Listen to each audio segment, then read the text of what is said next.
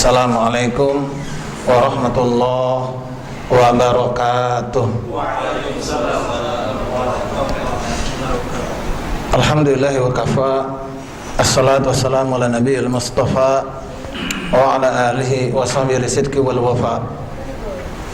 Allahumma salli wa sallim wa barik wa karim wa azim ala hadzal nabiyil karim Nabina Muhammad sallallahu alaihi wasallam wa ala alihi wa ansari wa junudihi wa man tabi'ahum bi ihsan ila yaumiddin wa ba'd. Hadirin sekalian, segala puji bagi Allah Subhanahu wa taala yang telah mengizinkan kita semua berkumpul di sini untuk bersilaturahmi, membersihkan hati, mencerdaskan nurani, meningkatkan prestasi, mengoptimalkan potensi, membangun motivasi. Tentunya dengan mengkaji dan menggali nilai-nilai dan informasi yang islami, dengan meneladani sunnah Nabi, dengan menyembah Allah satu-satunya ilah penguasa di muka bumi. Salawat dan salam tak lupa kita sanjungkan kehadirat Nabi besar Muhammad sallallahu alaihi wasallam. Nabi itu manusia yang paling berani, paling punya nyali, sekaligus paling baik hati, baik budi, bicara dengan nurani. Nabi itu manusia yang tapak kakinya abadi, perjuangannya lestari, nggak pernah korupsi, apalagi main judi. Baunya mewangi, mengalahkan kasturi dan melati, dan senyumnya pun berseri, mengalahkan para bidadari. Ketika Rasulullah pulang malam, suatu ketika Aisyah sudah tidur. Apa yang Nabi lakukan? Pintu nggak digedor-gedor. Dan BlackBerry-nya nggak diping ya, karena emang nggak ada BlackBerry dulu. Yang udah tidur nggak digero-geroin. Rasul ngapain? Dia tidur di luar. Itu kaitannya mahak sama muslim apa? Ternyata sekarang orang yang nggak nyontoh Nabi akhirnya ngeganggu tetangganya. Pas Aisyah bangun, kemudian Nabi nggak ada, dicari di luar. Kenapa kok tidur di luar? Nggak mau ganggu istri. Coba kalau suami sekarang pulang malam, bininya tidur, kunci suami nggak bawa, kira-kira rame nggak? Lu tidur apa pingsan? Oke, dia nggak ngomong begitu. Tapi kalau bawa kendaraan, dia klakson, tin tin tin. Bahkan pulang siang, nggak pulang malam, dia klakson sampai 3 kali, 6 kali. Kenapa? Nunggu dibukain dari dalam. Kan kita nggak tahu di dalam orang lagi boker, ya kan? Orang lagi masak, jadi lama. Akhirnya diburu-buru. Karena kelamaan dia klakson. Yang diganggu siapa? Tetangga. Kan bisa kita turun atau nggak usah klakson, kita telepon aja. Apalagi pas mau masuk rumah, beloknya kan dari ngambil kita dari kanan, rumahnya di seberang. Dia ngelakson dari sini, kedengeran juga enggak di rumahnya. Yang kedengeran kemudian rumah tetangganya. Padahal al-muslim man salim al-muslim milisani wa yadi. Muslim itu yang menjaga saudaranya dari lisannya. Termasuk lisan-lisan, suara-suara, saut-saut itu yang enggak ada gunanya. Iya, dia enggak bersuara, gua kan diem aja enggak ganggu tetangga. Cuma lu nyetel dangdutnya kencang bener. Tapi kan saya nggak ngatain, bukan nggak ngatain, ente ngeganggu orang. Nah, hadirin sekalian, Rasul mencontohkan dari keluarga bermula, berakhir ke surga dengan cara seperti apa? Luar biasa akhlaknya. Nah, hadirin sekalian, kalau secara simpel, Nabi sempat menunjukkan ciri-cirinya sederhana.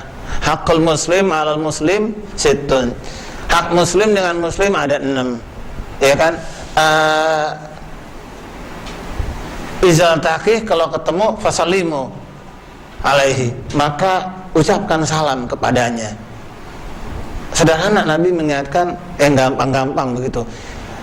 Itu operasional. Kalau seandainya dia mengundang, wa iza da'auhu, kalau dia mengundang maka datang ke rumahnya. Kalau dia butuh nasihat, maka nasihati. Kalau dia sakit, jenguk. Kalau dia meninggal dunia, maka kita anterin, fatbirhu, maka kita anterin sampai kuburannya. Kita bantuin kuburin. Itu operasional. Yang menarik adalah itu ciri yang paling udah parah banget tuh begitu. Kalau tetangga meninggal kita nggak pernah ketemu, teman meninggal kita nggak mau anterin, ya itu udah tanda bahwa kita nggak peduli. Ini ada hadis yang mengatakan soal itu, walaupun sanadnya diperdebatkan, tapi paling tidak hasan sanadnya. Malam yahtam bi amril muslim falaysa minhum. Barang siapa yang nggak peduli dengan urusan orang-orang muslim, maka bukan golongannya. Jadi kalau di Rohingya udah pada meninggal kita nggak peduli, di Suriah udah pada mati kita nggak merasa miris di hati, ditanya iman kita di mana? Ada orang kering kerontang, nggak makan, nggak minum, kena gizi buruk, palanya kena hidrosefalus, orang tuanya miskin, kita nggak ada kepedulian, ya segitu dah. Nah hadirin sekalian, zaman Mu'tasim billah itu ada seorang akhwat, seorang muslimah yang diganggu di pinggiran perbatasan dengan Romawi. Diganggu, ditarik hijabnya. Dia berteriak, "Wah Mu'tasimah, wahai Mu'tasim."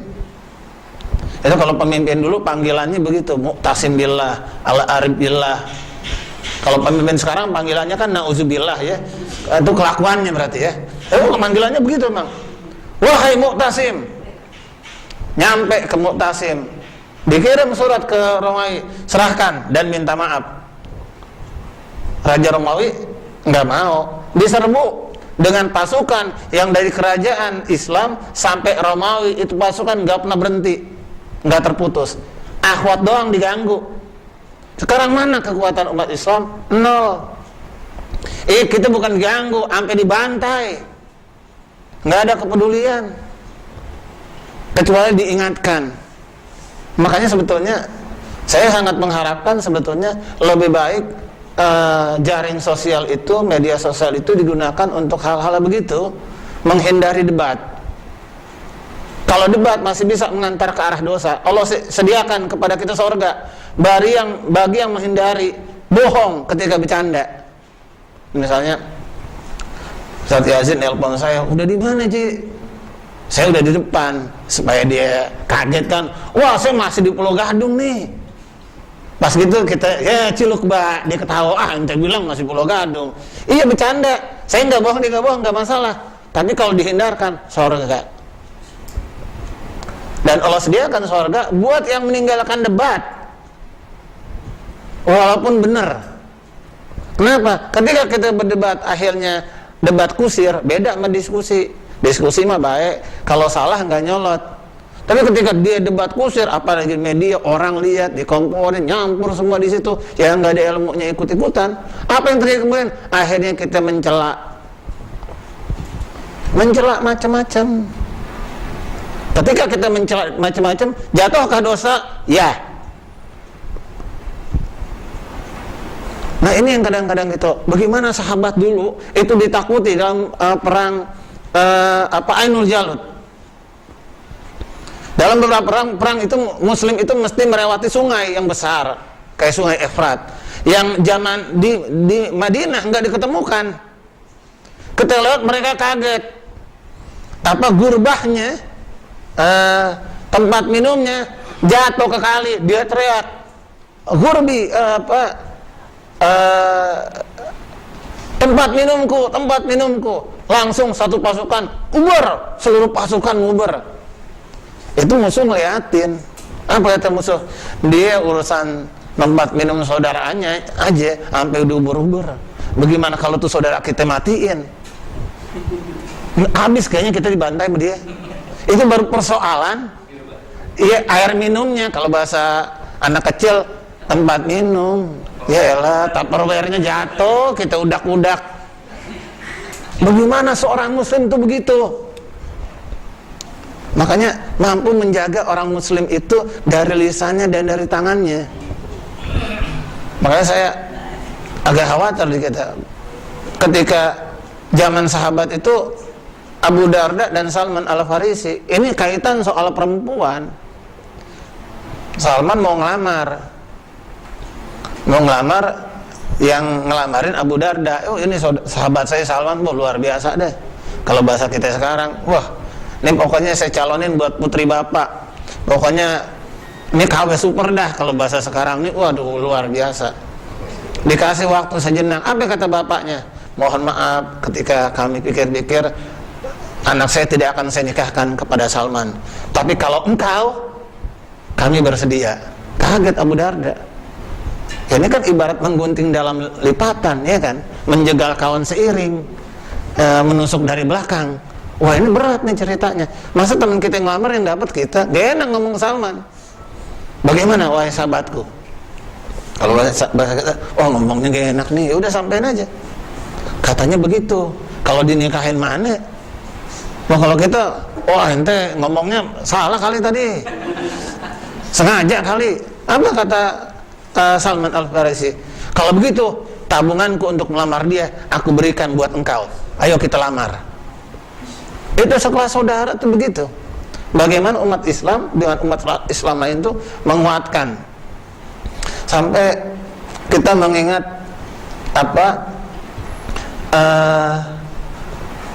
ketika sahabat itu berperang dan kemudian mereka tertinggal dari pasukan, ada 6 orang. Korma tinggal atu. Ya udah buat ente aja dah. Tapi nggak ada yang usul bagaimana kita bagi 6. Kenapa? Kalau dibagi 6 sayang-sayang nggak berasa juga. Bagaimana kalau ente aja dah? Kalau orang Betawi ini korma tinggal atu. Ya udah sarang 1, lo sarangnya. Kan kalau kita begitu tuh orang Betawi itu. Bagaimana kita korma ini? Ya udah kita gantian isap ketika kita butuh. Jalan 1 onta 1 korma, gantian naiknya. Itu persaudaraan dalam Islam itu begitu.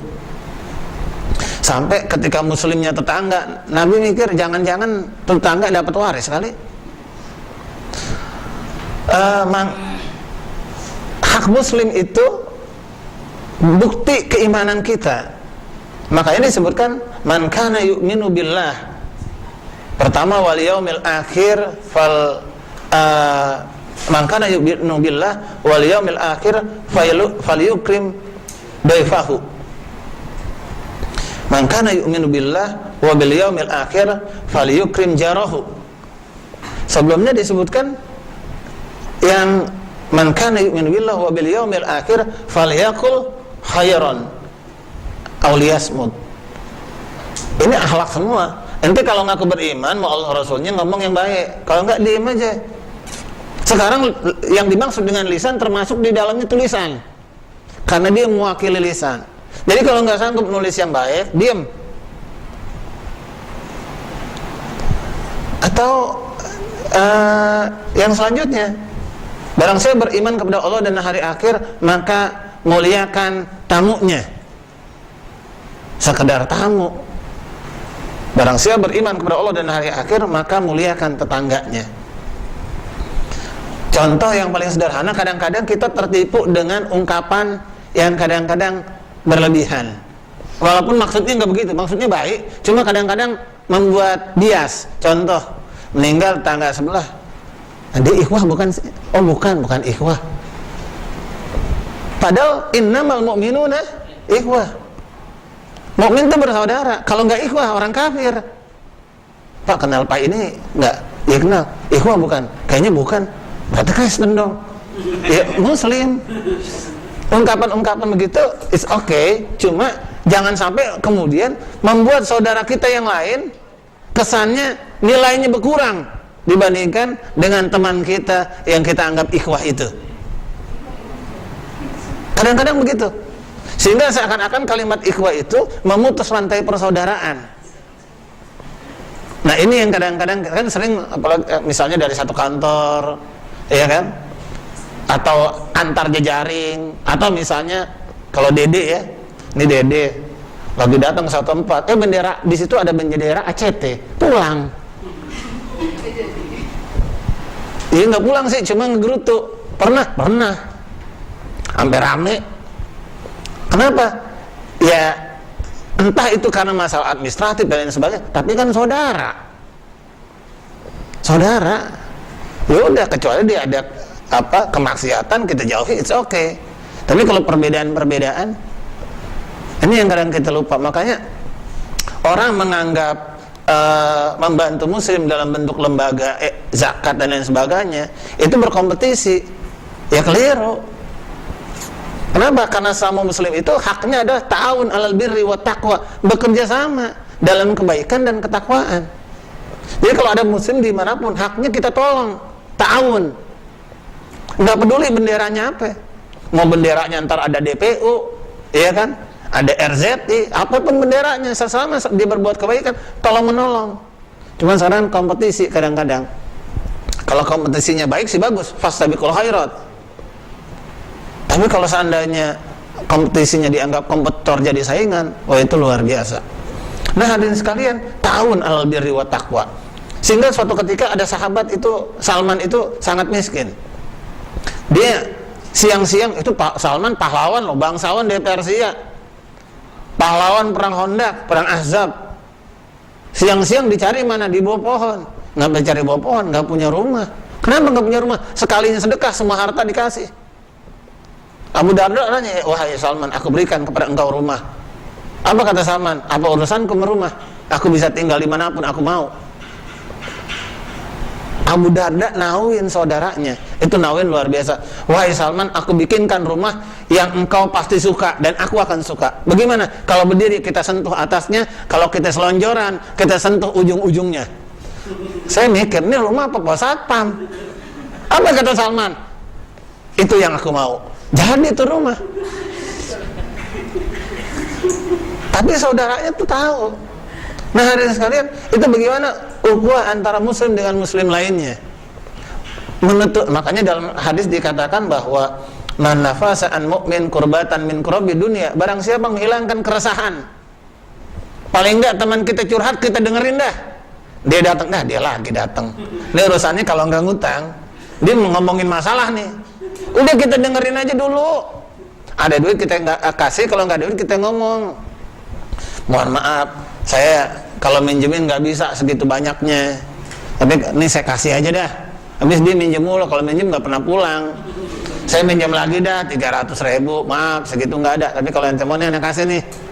Anak kasih aja dah buat ente, cuma ada gocap. Kasih, kalau nggak ya udah dengerin aja dia curhat. Kenapa? Kita menghilangkan keresahan seorang mukmin baru dia curhat doang. Nah, masallah yaumal qiyamah. Allah tolong keresahan kita di hari kiamat. Wa may yasaru 'alal mu'sir, menolong orang kesulitan finansial. Wah, ini di sini pahalanya banyak kalau sabar. Orang datang kita tanya baik-baik.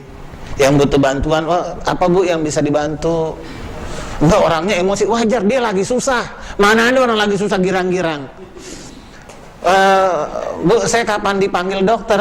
Nanti Bu ya masih jam segini. Oh nggak apa-apa Bu, alhamdulillah. Saya sampai besok juga girang Bu di sini. Nggak ada, dia marah. Kok lama bener? Wajar, orang lagi sakit. Kalau dia nggak sakit, dia nggak kemari beneran. Rumah Pulau Gadung kemari kan jauh banget, mau ngapain? Dia nggak punya duit.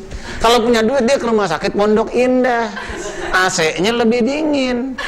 Jadi ketika dia datang kemari, kita memberikan bantuan, wa mayyasaro, memberikan kemudahan. Ya sarullah fid dunya wal akhirah, Allah tolong kita dimudahkan kita di dunia dan di akhirat. Itu kalau dimudahkan bukan sekedar dikasih tahu. Ini kita mau ke kelurahan, mau bikin EKTP. Saya sebut EKTP ya karena saya belum punya. Misalnya dia mau EKTP, terus ngomong ke RT, saya mau bikin EKTP, kemana? Ditunjukin,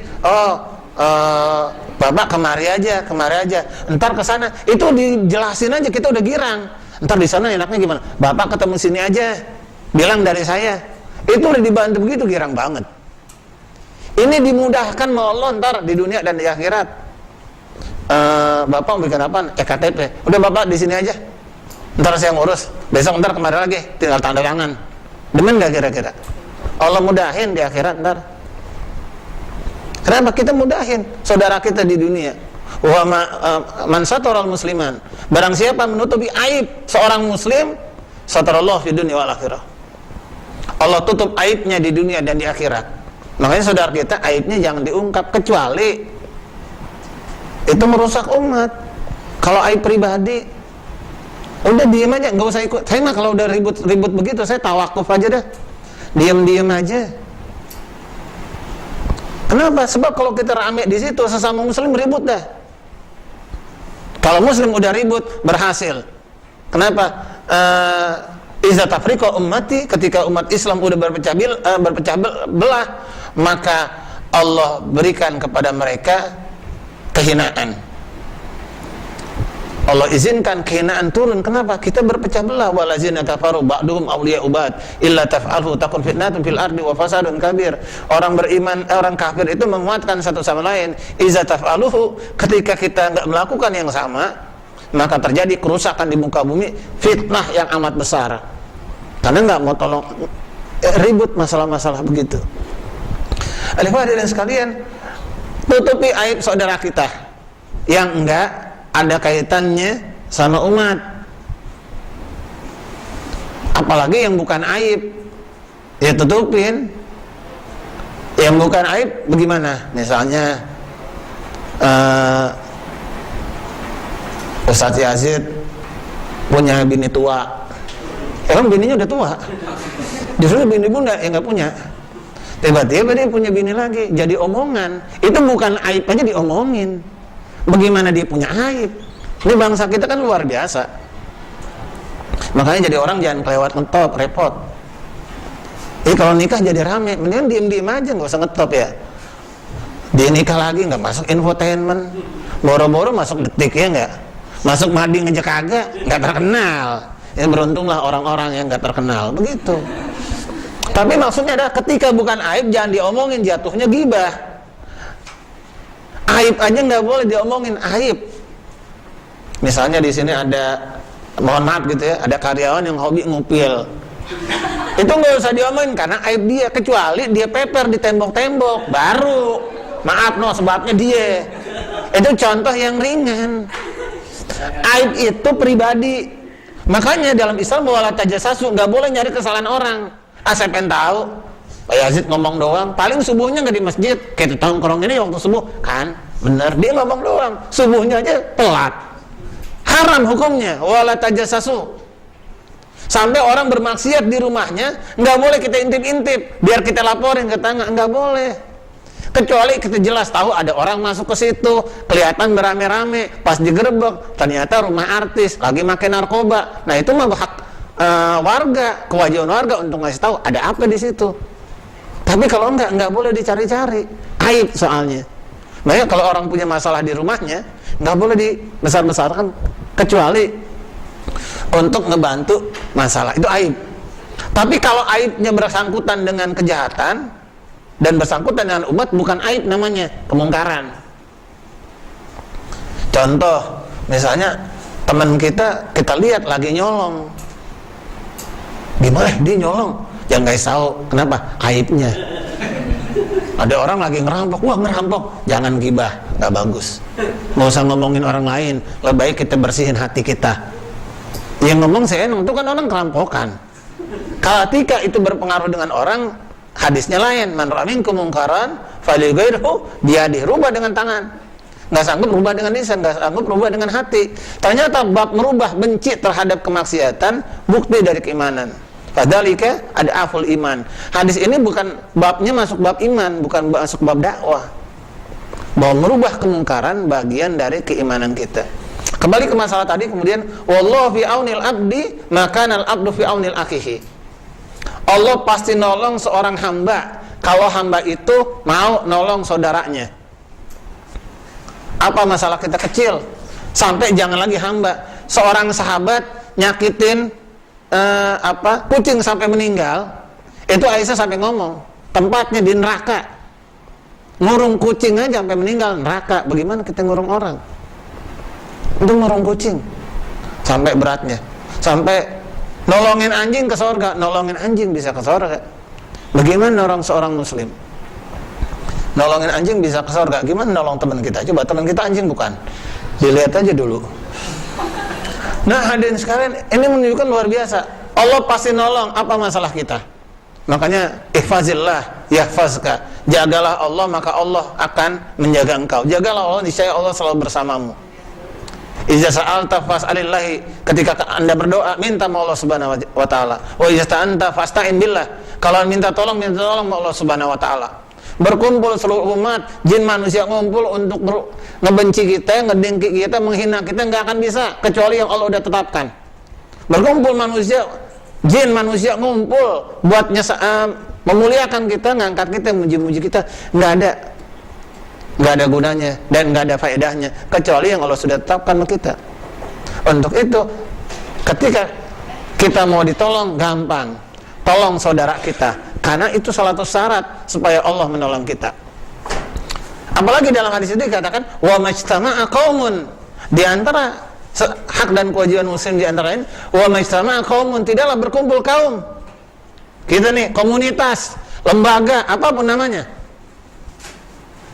tidak berkumpul di antara rumah-rumah Allah, fi baitin min baitillah yatlunal kitab, dia mengkaji. Sesama muslim itu harus mengajak untuk mengkaji berjamaah. Jadi kalau muslim dengan muslim lainnya berpisah, tafarruq, maka dia berada di pinggiran jurang neraka. Wa kuntum ala syafah hufratin minan nar. Jadi hak kita dan kewajiban kita sama muslim berjamaah. Disuruh warka'u ma'a roki'in, ruku bersama orang yang ruku. Ya ayyuhallazina wattaqullah wa kunu ma'a shodikin, ma'a shodikin, ma'a roki'in. Emang disuruh ngumpul. Jadi kalau muslim egois, berarti dia nggak menjalankan kewajibannya. Apalagi laki. Nih yang laki kalau mau berkah gampang. Kita pagi-pagi pengen dapat mobil yang mewah, odong-odong misalnya, ya kan? Atau pagi-pagi pengen dapat rumah yang megah, atau pagi-pagi pengen dapat hadiah, misalnya tanah yang luas. Itu masih kecil. Cukup kita berjamaah subuh di masjid, memberikan hak kita selaku seorang muslim, berjamaah bersama muslim lainnya. Rakaatanil fajri khairun minad dunya wa ma fiha. 2 rakaat subuh, salat qabliyah subuh lebih baik dari dunia seisinya. Lahuma uhibba minad dunya jami'an. Yang keduanya 2 rakaat tadi aku lebih cintai, kata Nabi, dari dunia semuanya. Berjamaah. Ya, kita bekerja, kalau emang kita sampai sore di kantor, subuh paksain. Kalau subuh nggak kejar, isya paksain. Kenapa? Kita falyukim doifahu falyukim jarohu, berukhuwah sama muslim, tetangga kita cuekin. Makanya orang kalau pindah rumah mau nyari tangga gampang, rajin aja ke musola, saudara semua. Ini contoh, lepas suka nggak suka, kita ke musola aja sering-sering baru pindahan rumah. Ntar malam Jumat dipanggil dah, yuk kita langsung sana, ada tahlilan sana. Kita bareng mau kemana dulu? Ada pengajian di masjid. Malam Jumat pasti diajak, nggak mungkin enggak. Bahkan kita disuruh jadi pengurus, besok ada rapat bisa ikut apa enggak. Jadi kalau ada orang pindah rumah sampai kemudian sama tetangga ribut mulu, saya nggak ngerti apa sebabnya. Tapi emang tetangga aja brengsek, ada hak muslim lainnya. Apa itu? Doakan. Makanya kata sahabat selalu mengingatkan, uskuruni fi du'aik, ente doa ingetin aneh ya. Kalau bahasa Arab Betawi, doa bidua, doa bidua. Orang Arab juga ngerti doa bidua apaan, pokoknya kita doang dah. Doa bidua dah. Maksudnya doakan saudara kita. Nabi ditimpuk orang Yahudi, masih didoain. Ditimpukinnya pakai tinja lagi. Kita belum ditimpukin, apalagi pakai tinja. Sama toiletnya juga kita belum pernah ditimpukin. Kita doain nggak pernah. Wajar masyarakat brengsek. Kita sumpahin. Ini ada anak jalanan, kita lihat brengsek, kita sumpahin. Mampus lo, brengsek lo, biar rusak. Ntar kalau dia tambah rusak, yang nyesel kita dah. Tadinya dia rusak cuma ngamen doang, karena kita sumpahin lama-lama makin brengsek misalnya. Pas kita lewat bukan cuma dimintain, ditusuk. Yang rugi siapa? Kita. Tapi bayangkan ketika kemudian kita doain, ini orang brengsek, kita doain jadi bener. Ntar tadinya ngeganggu kita, pas kita lewat, Assalamualaikum Pak Haji, dari mana? Kita doain doang. Nabi aja ketika nyerah dengan kejahiliahan, tak bahasa kutip ya nyerahnya, nggak bisa menemukan metode yang pas, belum sampai ke situ, Nabi doa, ya Allah kuatkanlah Islam dengan satu di antara 2 Umar. Umar bin Khattab atau Amr bin Hisham, Abu Jahal. Apa yang masuk Islam siapa? Umar bin Khattab. Doain. Kita udah pernah belum doain saudara kita? Ngaji bareng-bareng, kita doain. Barang siapa yang lambat amalnya, nggak bisa dipercepat oleh nasabnya. Kalau hak-hak muslim tadi kita nggak berikan, nggak ada gunanya. Biar kita punya nasab, ilmu berjejer, ataupun titel sampai 5 meter. Doktor, insinyur, ujungnya almarhum misalnya, itu kan luar biasa titelnya. Nggak ada gunanya juga. Hadirin sekalian, apalagi kemudian hak muslim yang lainnya? Inna haulal ars manabiru minan nur. Itu di ars itu ada mimbar dari cahaya. Alaiha qaumun libasuhum nur. Di situ ada orang yang wajahnya pakaiannya bercahaya. Wujuhuhum nur, wajahnya bercahaya. Laisa syuhada, bukan syuhada. Laisa syuhada wal anbiya, bukan juga para nabi. Itu orang siapa? Sahabat nanya, "Siapa bisa begitu?" Kata Rasul, itulah orang-orang yang yatabazaluna fillah. Orang yang berkorban di jalan Allah, saling berkorban, saling bersaudara di jalan Allah. Orang-orang yang berukhuwah, bersaudara di jalan Allah Subhanahu wa taala, itu hak muslim. Berkorban sesama muslim yang lainnya. Itu yang disebut isar. Ketika Abdurrahman bin Auf ketemu dipersaudarakan dengan Robi nggak ngelihat ya Abdurrahman bin Auf begitu doang. Ente kalau makan ke rumah aja dah, nggak ngomong begitu. Ente kan nggak punya rumah kan, ane punya 2. Ente pilih salah satu, ane kasih. Ane bini 2. Kalau ente mau, tunjuk salah satu. Ntar yang satu ane ceraiin. Itu juga kalau mau. Maksudnya kalau bini mau sama dia gitu ya, kan belum tentu juga bininya mau. Tapi maksudnya dah, ini bini ane 2, ente pilih salah satu, nanti saya akan ceraikan buat anda. Kalau kita ditanya begitu, emang itu yang gue cari. Ini serius nih, yang mana aja? Saya milih yang imutan dah, boleh nggak? Yang unyu-unyu ada, yang unyu-unyu enggak. Mohon maaf, pasar sebelah mana pasar? Mendahulukan saudaranya. Ini yang didahulukan, nggak mau. Udah ente nggak usah mikirin aneh dah. Pasar yang mana? Jadi orang paling kaya Abdurrahman bin Auf. Makanya tidak mengharapkan harta di sisi orang lain, itu ciri dari orang sayang sama kita. Nggak mengharapkan. Itu sampai dikasih aja. Wah, nih rumah 2 dikasih, alhamdulillah nih. Dia nggak mengharapkan. Bukan anak ke pasar aja. Itu nggak mengharapkan. Ifah, sikap ifah. Sampai disebut dengan dulani ala amalin iza amiltu ahabani Allah wa ahabani nas. Ketika seorang pemuda nanya, tunjukkan kepada aku amal yang kalau aku kerjakan Allah cinta kepadaku. Izhad fi dunya yuhibbuka Allah, wazhad fi ma indan nas yuhibbukan nas. Zuhud dengan apa yang ada di dunia, zuhud terhadap dunia, maka Allah akan mencintaimu. Dan zuhud sama harta orang, jangan kepengenan, jangan ngirian. Kalau udah kepengenan, kengirian dan lain sebagainya, dia lemah di sisi manusia. Ya begitu, keharga sama duit. Tapi ketika kita ifah, udahlah, oh dia kaya, udah biarin aja, mau kaya ya enggak. Oh dia luar biasa, ya udah biarin, kita mah nggak usah ngiri-ngiri begitu. Nah itu orang berkah kalau begitu. Nah hadirin sekalian, kembali ke masalah tadi, itu sampai Allah memberikan mimbar dari cahaya. Apalagi kemudian mencintai muslim saudara kita sebagaimana mencintai diri kita sendiri. Ketika Rasul mengingatkan bahwa la yu'minu ahadukum hatta yuhibbu li akhi ma yuhibbu li nafsi. Enggak beriman seorang sebelum mencintai saudaranya seperti mencintai dirinya sendiri. Makanya sampai disebutkan tahaddu tahabbu. Berikan hadiah kepada mereka, niscaya kalian saling mencintai. Kalau saudara kita demen dengan sesuatu, jajalin saudara kita, teman kita, kasih yang terbaik. Kita kadang-kadang ada barang 2 nih, yang atuh yang jelekan, yang atuh yang cakepan. Kita kasih yang cakep yang jelek. Ini aneh udah beli BB baru nih, ini buat entenya yang kemarin. Itu baik, udah hebat. Tapi yang kalau kayak tadi wa'atal mala ala hubbi, berikan harta yang dicintai, itu orang arbir, orang yang derajatnya sampai ke titik takwa. Lam tanalul birra hatta tunfikun mimma tuhibbun. Nih aneh ada HP 2 nih, aneh baru 1 dapat yang baru, ini yang baru buat ente dah. Begitu hebat. Ada orang begitu? Ada. Nyarinya di mana? Susah. Kalau ada unjukin saya. Banyak kan, tapi kan kata Allah sembunyikan. Allah sembunyikan yang 6.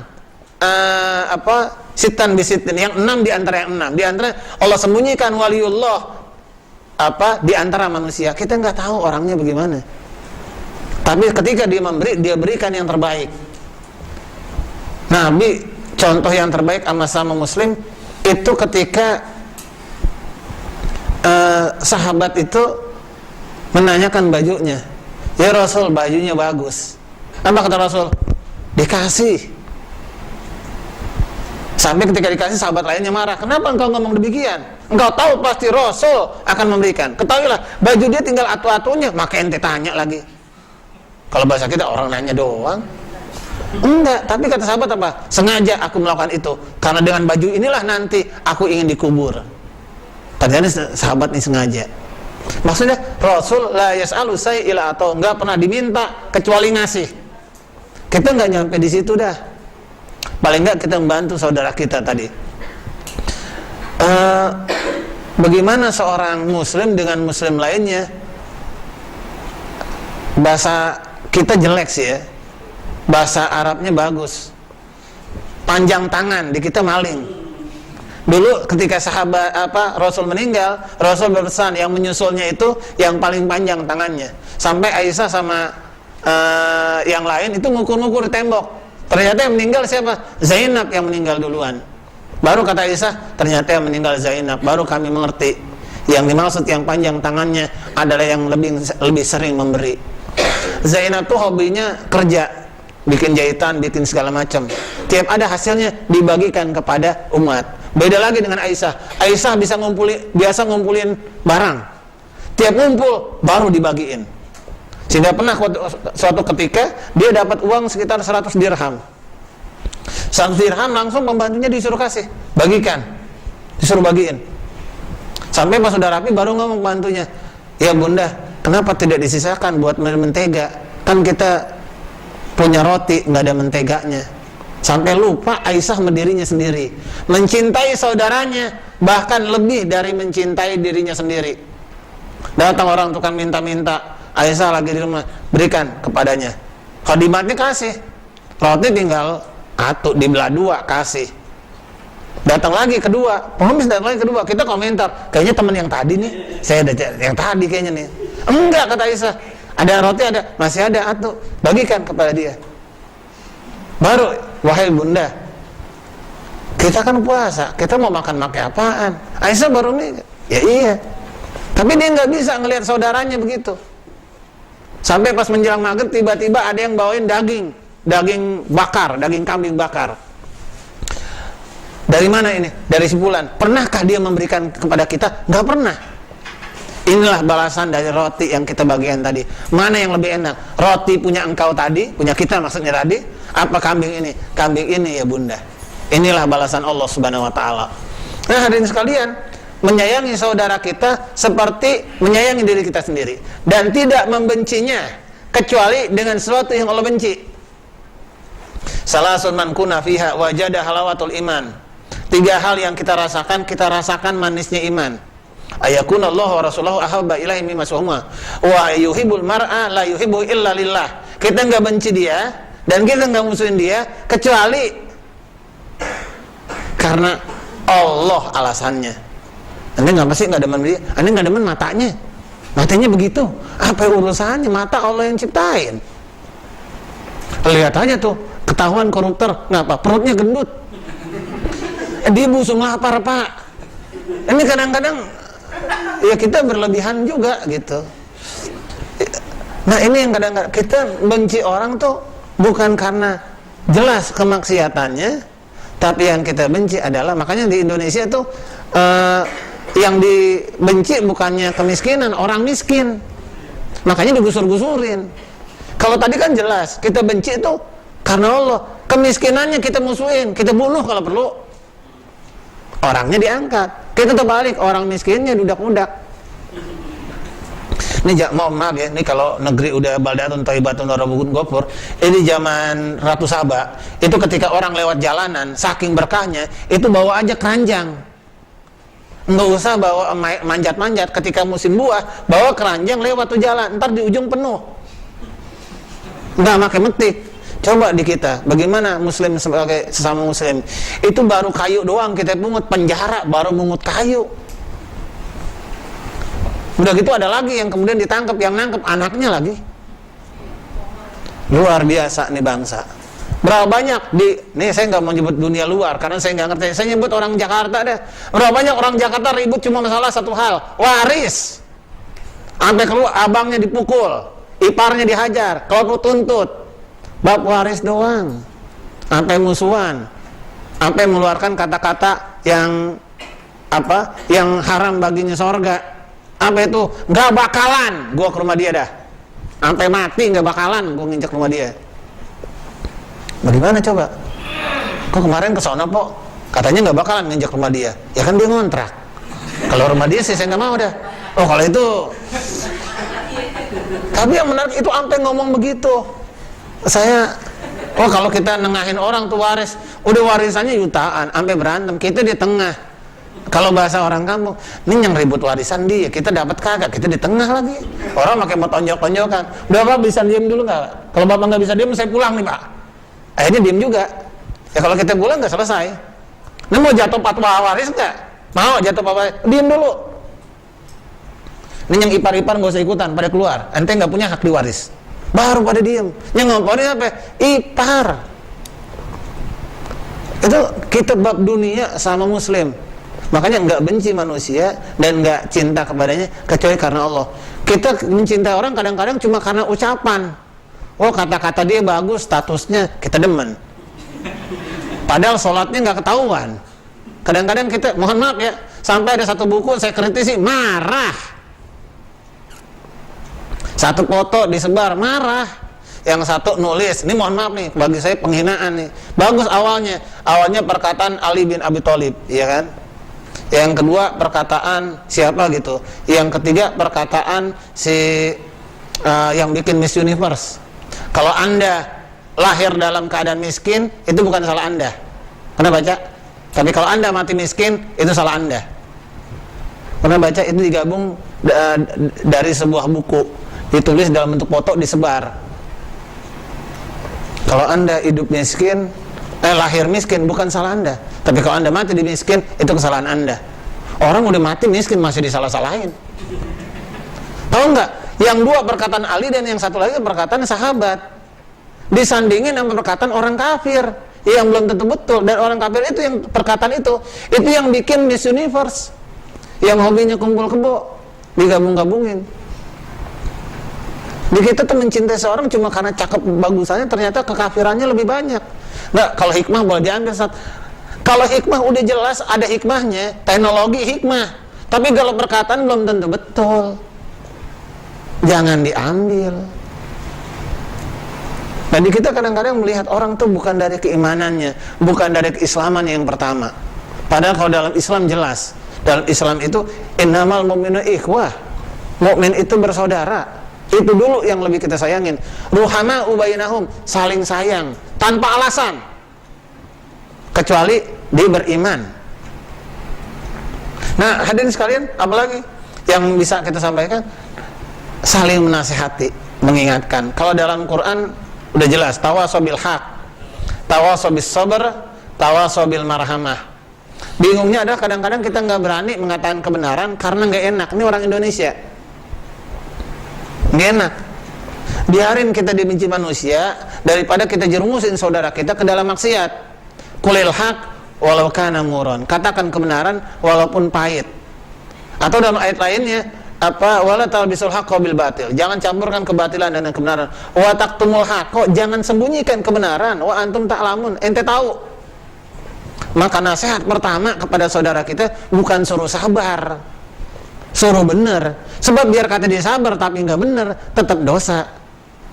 Gimana ya, gua udah usaha tapi belum rajin-rajin juga, belum hasil-hasil juga. Lu tahu dong usaha gua, sampai tiap malam gua nggak tidur. Ya udah sabar aja mas, pokoknya suruh bini sabar jagain lilin, mas sabar juga muternya, ntar kalau udah hasil lumayan dah. Ya nggak bisa sabar karena ngepet. Teman kita kerja di bank riba, suruh sabar, iya sabar ya kan, tapi bener dulu sampein itu bank riba secara darurat menurut ulama, bukan menurut kita. Contoh, menurut si A, si B, bukan pendapat kita. Kita nggak punya kemampuan berfatwa. Orang Indonesia pribadi nggak ada yang punya jabatan ahli fatwa. Di Saudi kita kenal Abdullah bin Bas. Di tempat lain misalnya kita kenal Sholih Al-Utsaimin, Fauzan bin Fauzan, Yusuf Qaradawi. Kita punya tahu Darul Ifta-nya Mesir. Indonesia nggak ada, adanya akhirnya gabungan MUI. MUI ternyata nggak jadi patokan karena lembaga lain menolak seringkali. Ya kita pakai kalau ada dasarnya. Mohon maaf, ente kan kerja di bank, banknya bank riba. Biar bagaimanapun riba hukumnya haram. Kalau menurut Qaradawi boleh kerja di bank riba karena nggak ada pekerjaan lain. Tapi sambil diusahakan nyari kerjaan. Ente udah usaha belum? Di bank riba mulu.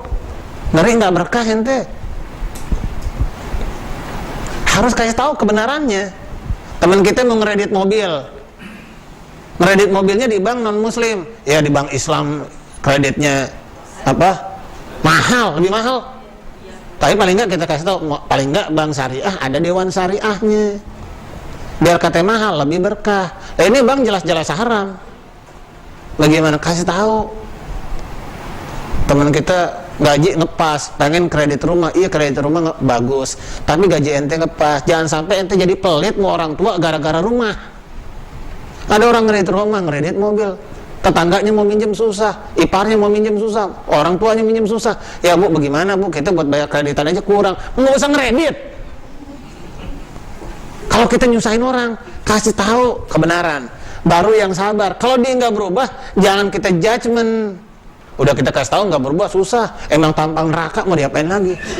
Dia udah ketahuan, baunya aja jahanam. Ya enggak, kita doain sabar, pelan-pelan. Mungkin hidayah nggak lewat kita, lewat orang. Saya punya abang, susah banget dikasih tahu dulu.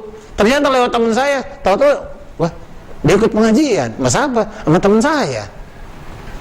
Kita punya adik susah bener. Ada ustadz anaknya bangor-bangor, dia bingung, telepon, bagaimana saya? Ya santar kita obrolin. Kita temuin ternyata anak tuh berubah.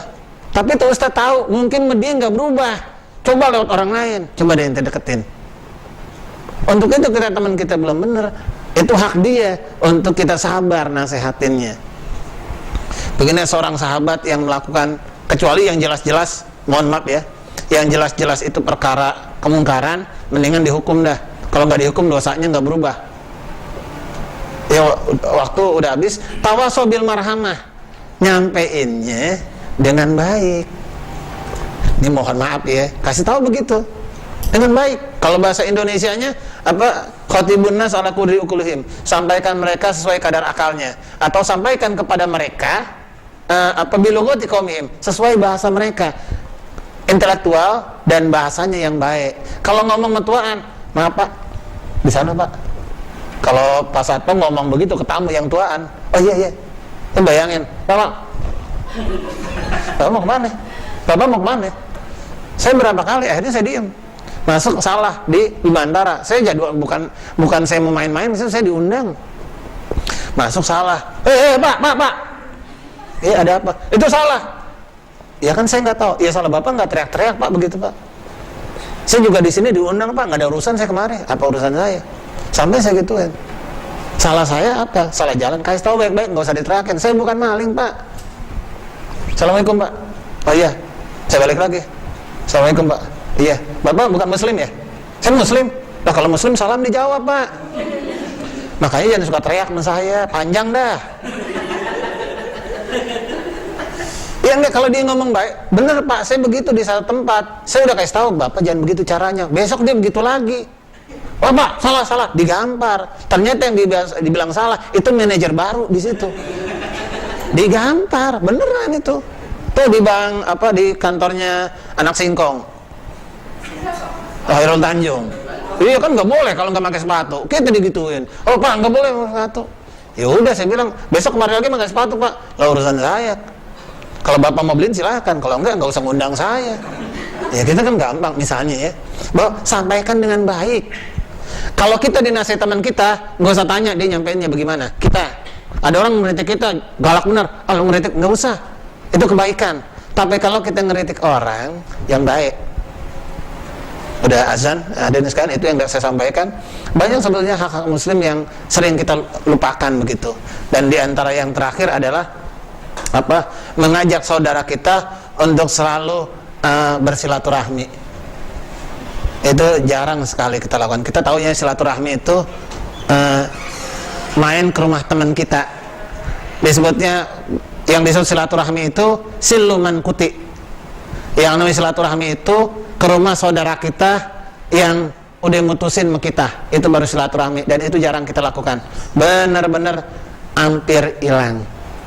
Saya berantem sama Pak Yazid, itulah makna silaturahmi sungguhnya. Saya ke rumah Pak Yazid, bagaimana Pak Yazid kabarnya, sehat apa enggak. Walaupun misalnya dia enggak nerima kita, Lebaran kita datang ke rumahnya, dia malah ke dalam, enggak masalah, kita habisin aja makanannya. Iya enggak, ngapain ngurusin dia, penting kita udah silaturahmi. Ya, wallahu a'lam bishawab, itu yang saya sampaikan. Moga-moga ada manfaatnya. Kalau syukur matahari, sabar bulannya. Kalau iman di sanubari, surga balasannya. Kalau hidup itu perahu, mati dermaganya. Kalau Allah yang kita tuju, insyaallah kita bahagia. Wallahul muwaffiq ila aqwamit thoriq wal hadi ila sawa'is sabil. Assalamualaikum warahmatullahi wabarakatuh.